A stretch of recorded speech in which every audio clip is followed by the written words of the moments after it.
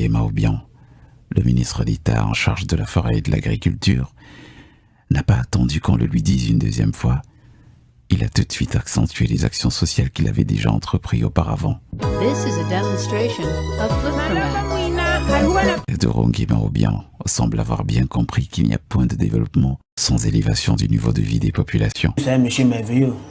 Il fait beaucoup d'œuvres dans tous les villages des bébés, partout. Mais il fait des dons. C'est un monsieur qui veut rendre la Guinée un très grand pays. Lui a la Guinée dans son cœur, ça c'est clair. Je suis très content de ce qu'a fait M. Teodoro Nguema Obiang. Des actions qui semblent avoir tatoué les mémoires irrémédiablement. Moi, je vous dis, patron, la façon que je vous aime, moi, je ne pouvais pas dormir avant de vous dire merci. Je suis arrivé, ça fait 3 ans. Je suis à la porte de votre bureau, on ne me laisse pas passer pour vous dire merci. Et l'âme me coule parce que je devais mourir. Mais c'est vous qui m'avez sauvé la vie. Vous m'avez sauvé la vie tant que je ne savais pas que je devais vivre aussi aujourd'hui. Ma famille était oubliée que je pouvais encore trouver la vie.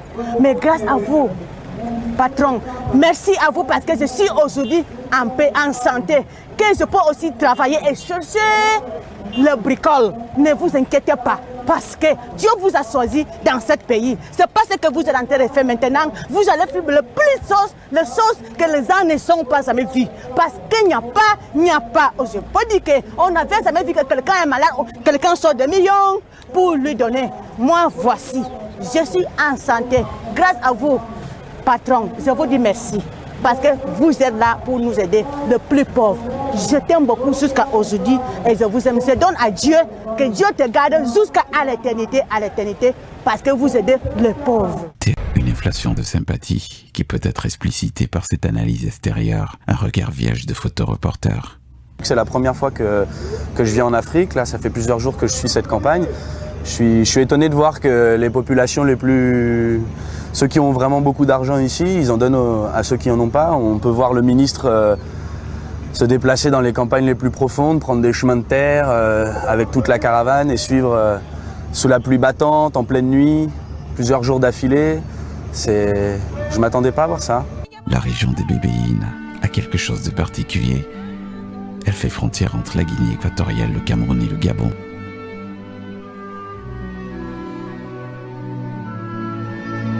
Nous avons pris rendez-vous avec Samy, un couturier béninois venu de l'Afrique de l'Ouest, pour s'installer ici.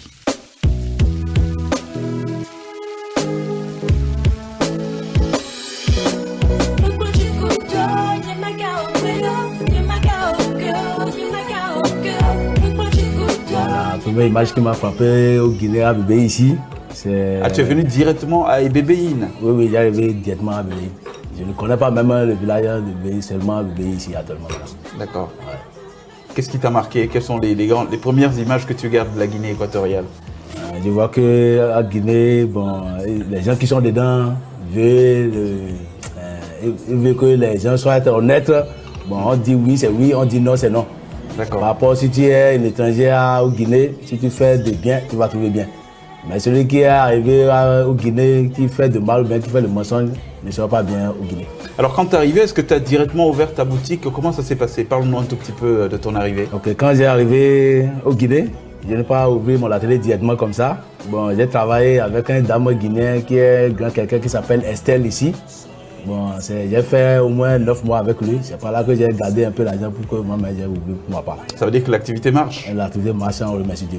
La Guinée équatoriale est pourtant souvent présentée comme un pays xénophobe, où on risque sa peau pour un regard de travers.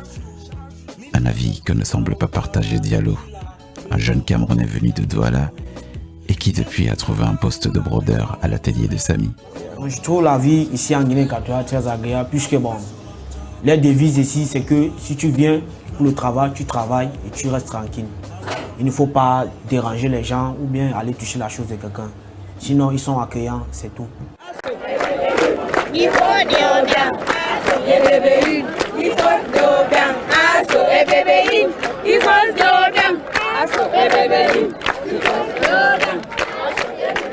L'effervescence cette semaine à Bébéine est justifiée par l'arrivée de Théodorine, Cette région accueille à son tour la campagne de distribution gratuite d'étal. J'ai entendu parler de la campagne de distribution des tôles dans la ville de Bébéine et puis des villages voisins. Et j'étais là lorsque ce monsieur est arrivé. Nous l'avons accueilli ensemble. Bon, il s'est dirigé à la résidence. C'est là où nous avons passé un peu du temps, nous avons suivi son premier discours. Bon, avec tout le travail qu'on avait, on est rentré à l'atelier pour travailler. Et Bébéim est le chef-lieu de la province de Kétem. L'affluence est importante. Le ministre en personne tient particulièrement à être là. Délégué en Afrique n'étant jamais évident, les dons pouvant changer de destinataire et enrichir les arrière-cours de quelques dignitaires locaux. C'est une aubaine d'avoir un ministre proche du peuple et l'occasion ou jamais de voir solutionner son problème. Mais il faut savoir au préalable tenir la feuille litigeuse, même si l'excuse de l'âge peut s'avérer un bon bouclier.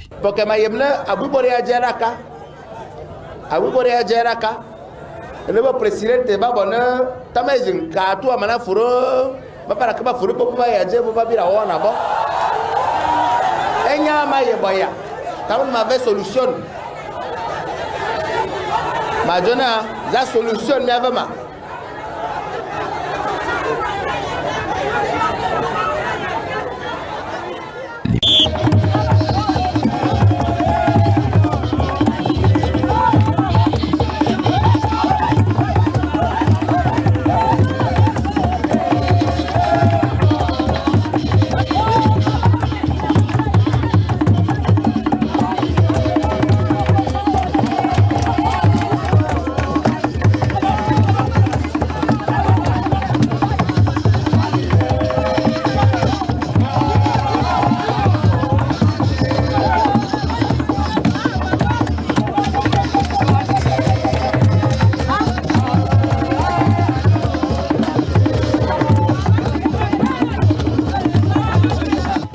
sont nombreux à répondre à l'invitation de la Guinée équatoriale pour couvrir cette campagne d'étal, ce qui n'est pas sans créer une certaine ambiance. Nous ne sommes pas sur Africa Magic, nous ne sommes pas en direct de Good Morning Africa. Nous sommes à Bébéine, du moins dans la région des Bébéines avec Mébel. Bonjour. Bonjour, monsieur. Alors pour une fois, on va inverser les rôles. Vous avez votre chaîne qui s'est déplacée sur la Guinée équatoriale. Alors, il y a toujours une légende, une réputation qui précède un pays. Dans votre cas, avant de venir en Guinée équatoriale, vous pensiez à quoi? Well, before I came, I actually read I read an encyclopedia on Equatorial Guinea, and all they showed us was wild animals and plants and oil filtering. So I just thought it would be a tiny little country with lots of vegetation and with not that many people. And then when I got here, I got the shock of my life. They have a pristine airport, amazing roads, great illumination on the roads, and there is constant infrastructure popping up all over the big cities and also in the small neighborhoods too. La star d'une chaîne TV sud-africaine, plusieurs télés du pays voisin, le Cameroun. Je pense que c'est une opération positive et c'est une invite pour d'autres hommes d'État à travers l'Afrique et le reste du monde à œuvrer et à faire de même pour accompagner le développement de l'Afrique. Alors vous avez une vraie expérience RVK dans la rédaction d'Equinox TV, dans la couverture d'événements d'envergure sur le continent africain. Est-ce que ça rentre en droite ligne des thématiques qui sont développées sur votre antenne? Il faut dire que pour le développement du continent africain, on est là pour montrer au monde, à toute l'Afrique et au monde entier que l'Afrique peut connaître d'autres développements et s'arrimer à la modernisation. Donc c'est pourquoi aujourd'hui on a décidé d'accompagner cette vaste campagne. Je crois que nos téléspectateurs vont vivre une autre image de l'Afrique sur nos chaînes. Qu'est-ce que vous avez aimé en Guinée jusque-là? Ailleurs, c'est la déforestation générale et l'Afrique ne respire plus. Là, il y a une préservation des forêts, vous avez l'impression? Des forêts, ouais, ça c'est impressionnant. Les médias panafricains LC2. Moi j'ai été frappé fondamentalement par deux choses. On aurait pu centraliser cette distribution au niveau des régions ou au niveau des districts, mais c'est bien de voir une répartition qui va au niveau des villages. Et surtout que le ministre, même lui, donateur, se déplace et aille au contact des populations. Les avantages pour moi, c'est que les populations ont l'occasion de parler directement dans l'oreille ou dans une oreille du gouvernement. Vous avez vu, on était dans un village où on a posé des problèmes d'achèvement de construction d'églises, de réfection de salles de classe. Bref, c'est une opportunité qu'ont les populations de se confier directement à un de leurs dirigeants. Si l'opération en elle-même emporte la sympathie des différents participants, quelques critiques et observations sont à noter. Le plus souvent, nous sommes confrontés à des gens qui ont des réactions vraiment violentes ou qui ont des réactions brutales vis-à-vis de nous qui venons pour peut-être faire découvrir ce beau pays. L'éducation est très importante parce que s'il y a les écoles, les gens vont à l'école, là c'est un peuple éveillé. Et quand le peuple est éveillé, les choses avancent, les choses vont plus vite. Donc je retiens encore une fois de ce pays vraiment cette beauté naturelle. Et parmi ces gens avec qui on a eu à travailler, il y a des gens très coopératifs. Mais il y a quand même côté accueil, on a été accueillis de façon très aimable, même si c'est partiel.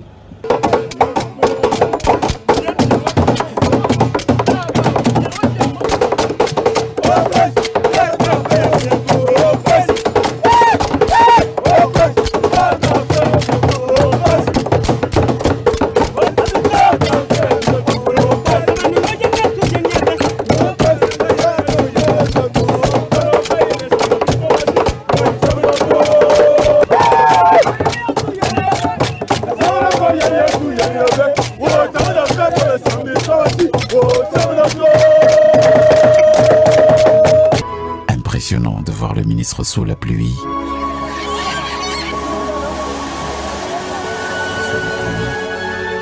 Dans la nuit, sous le soleil, mais le cœur toujours à l'ouvrage.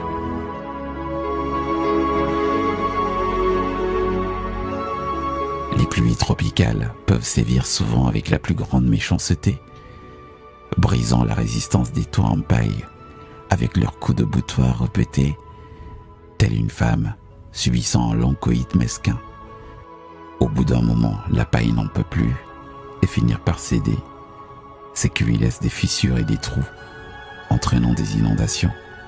Teodoro Nguema-Obiang a assisté lui-même à une scène similaire, ce qu'il a décidé à mettre en place une opération visant à doter toutes les habitations du pays en toit de tôle en aluminium.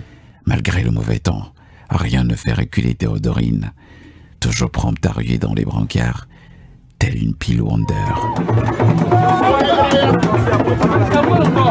Le ministre a pratiqué des voies. Vous avez vu l'état de praticabilité pas toujours aisé de certaines pistes. Donc c'est le moment plus que jamais pour le gouvernement de prendre conscience des réalités vécues par les villageois et donc d'y apporter des solutions.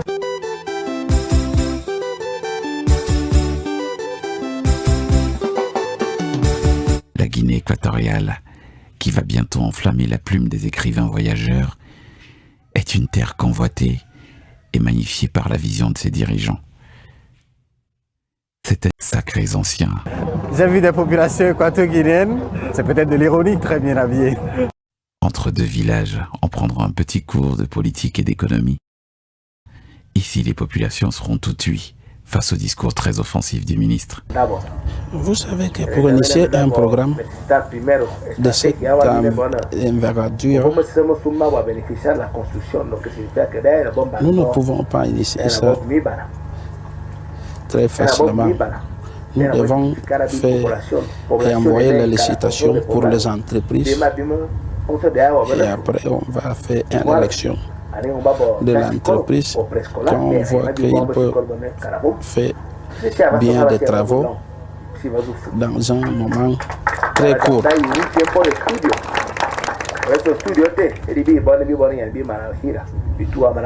Nous avons fait préliminairement des études pour savoir quel est le coût total pour réaliser les travaux là. Et on va envoyer les offres pour les entreprises pour le bon déroulement de ce programme-là. Algo que es muy importante, muy importante. On va amener aussi des médicaments pour les hôpitaux. Je vais parler ça aussi avec les vice-premiers ministres pour amener les médicaments en grande quantité sur tous les hôpitaux qu'on va construire sur la communauté rurale. Un petit coup de venin aux opposants en passant. Nous ne faisons pas la politique comme les partis d'opposition ils font. il vient toujours sur vous pour donner les fausses promesses. Ça fait longtemps. Ils ont dit qu'ils vont amener le bateau de nourriture, le bateau d'habillement, mais nous n'avons pas vu. Le public est sous le charme et Théodorine boit du petit lait.